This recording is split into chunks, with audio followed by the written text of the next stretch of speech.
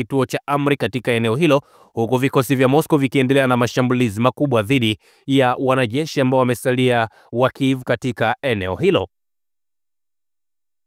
Rais alifanya mkutano na makamanda wa jeshi la Urusi wakati wa ziara yake na kusikiliza ripoti ya mkuu wa majeshi Jenerali Valery Gerasimov, na amewashukuru wafanyakazi na mkuu wa vitengo ambavyo vinapigana katika eneo hilo. Nikimnukuu, Vladimir Putin anasema, lengo letu ni kuwashinda adui waliojikita katika eneo la mkoa wa Kursk. Kwa taarifa fupi, rais amezungumza akiongeza kwamba Moscow itafikiria kuunda eneo la usalama kwenye mpaka wa Ukraine. Pia vikosi vya Ukraine ambavyo vilivamia eneo hilo vinapaswa kuchukuliwa kama magaidi, amesema, ikiwa ni pamoja na wapiganaji yeyote wa Ukraine ambao watakuwepo katika eneo hilo.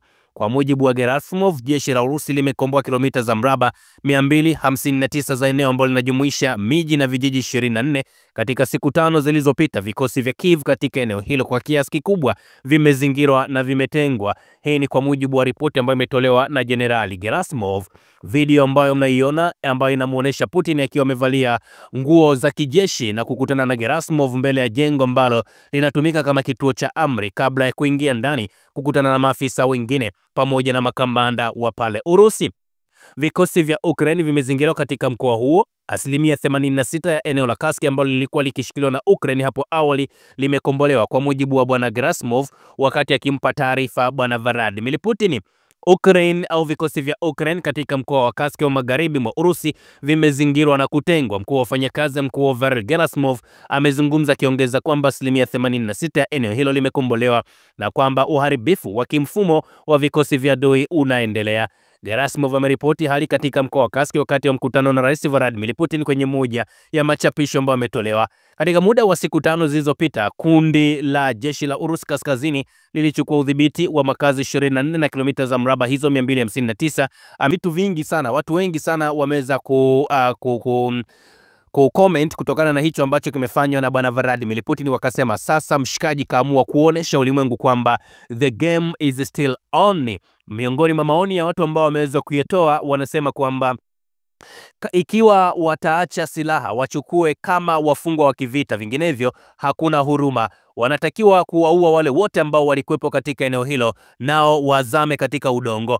Anasema Ukraine ni mkate, NATO haitaweza na haiwezi kumsaidia hata kidogo bwana Volodymyr Zelensky katika eneo hilo. Kilichobaki sasa ni kuona namna ambavyo bwana Vladimir Putin anaweza akatoa matamshi ambayo yanaweza yakawa ni matamshi hatari kuelekea katika kile ambacho wao walikuwa wanasema ni mazungumzo ya amani. Ziara ya bwana Vladimir Putin ikiwa ni ya mara ya kwanza kwenda katika eneo hilo, inakuja siku chache ikiwa tayari tunaona kuna yale mazungumzo ambayo yamefanywa kati ya Marekani pamoja na Ukraine, mazungumzo ya kusitisha mapigano katika kipindi cha muda wa siku 30. Lakini tamko ambalo limetolewa na rais wa Urusi bwana Vladimir Putin, amesema ni lazima eneo hilo liweze kukombolewa na wale wote ambao watakutikana katika eneo hilo ni lazima washambuliwe kwa kadri ambavyo inawezekana. Maneno haya siyazungumzi mimi, ameyazungumza bwana Vladimirovich Putin. Na mnakumbuka tunapozungumza hivi sasa ni kwamba kunaye mipango ya kufanya mazungumzo kati ya Urusi pamoja na Marekani, mazungumzo ambayo yametangazwa kwamba yanalenga kuona namna gani ambavyo Urusi wanaweza wakakubali kile kipindi cha siku 30 cha kusitisha mapigano, au Urusi wataendeleza pale ambapo walikuwa wameishia. Kwa hiyo hiki ndicho ambacho kinaendelea katika eneo la Special Military Operation. Na kwingineko tumekutana na ripoti ambaye alikuwa ni mfadhili kutoka pale nchini Ukraine. Kwa mujibu wa taarifa ambayo imetolewa, mwanaume wa Urusi anakabiliwa na mashtaka ya uhaini kwa kuhamisha sarafu kwa siri ya shirika la kigaidi nchini Ukraine ili kufadhili ununuzi wa ndege zisizokuwa na rubani, kwa mujibu wa huduma ya usalama ya shirikisho la Urusi inayofahamika kama FSB. Mshukiwa ambaye hajatambuliwa kwa jina aliwasiliana na huduma ya usalama ya Ukraine SBU na shirika la kigaidi kutoa msaada wa kifedha kwa vikosi vya Kiev. Mtu huyo alikamatwa katika jiji la Nizhny Novgorod, na katika video ambayo imechapishwa na FSB alikiri kuhamisha sarafu ya crypto kwa shirika la kigaidi ambalo linafahamika kama Uhuru wa jeshi la Urusi kununua ndege zisizokuwa na rubani. Kwa mujibu wa mfungwa huyo, alikuwa amepanga kufanya operesheni ya kijeshi dhidi ya Urusi na kuamua kuiunga mkono Ukraine.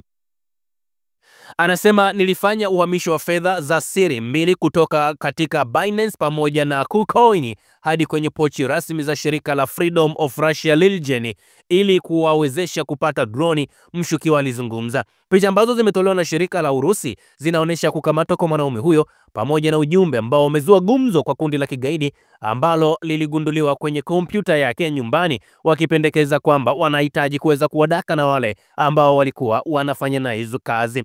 Kuzuiliwa huko kunakuja baada ya Urusi kuzima shambulio kubwa la ndege zisizo na rubani za Ukraine katika maeneo kadhaa ikiwa ni pamoja na Moscow siku ya Jumanne kabla ya mazungumzo ya Ukraine pamoja na Marekani kule Jeddah nchini Saudi Arabia. Shambulio hilo ambalo lilihusisha mamia ya droni ambazo tunasema ni ndege za kivita za angani, mengine lilipotiwa kubeba makombora ili kuongeza majeruhi, yalisababisha vifo vya raia 4 na majeruhi wengine katika mkoa wa Moscow. Kwa mujibu wa Wizara ya Ulinzi ya Urusi, jumla ndege zisizokuwa na rubani 337 za Ukraine ziliondolewa zikiwemo 91 karibu na mji mkuu 126 katika mkoa wa Kursk. Jumanne, FSB pia ilitoa ripoti ya kumzuilia mkazi wa mkoa wa Belgorod kwenye mpaka wa Ukraine ambaye inadaiwa alikuwa akipanga kufanya shambulio la kigaidi katika mji wa Valyuk, na askari wa kijeshi walifanikiwa kumdaba, akashindwa kutimiza adhima yake hiyo ambayo alikuwa ameifanya. Unaweza kusema na sisi kwenye comment section hapo chini ili tuweze kuzungumza pamoja lugha moja ambayo inaeleweka, na baada ya hapo tutakuja kuwaleteni ripoti nyingine kubwa zaidi juu ya kile ambacho kinaendelea huko katika taifa la Urusi, na pengine kusikiliza hotuba ya bwana Vladimir Putin ambayo ataitoa akiwa pale Kursk.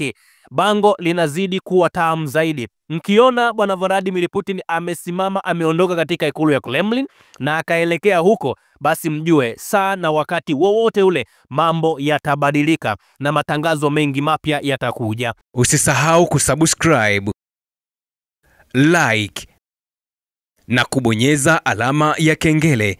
Asante.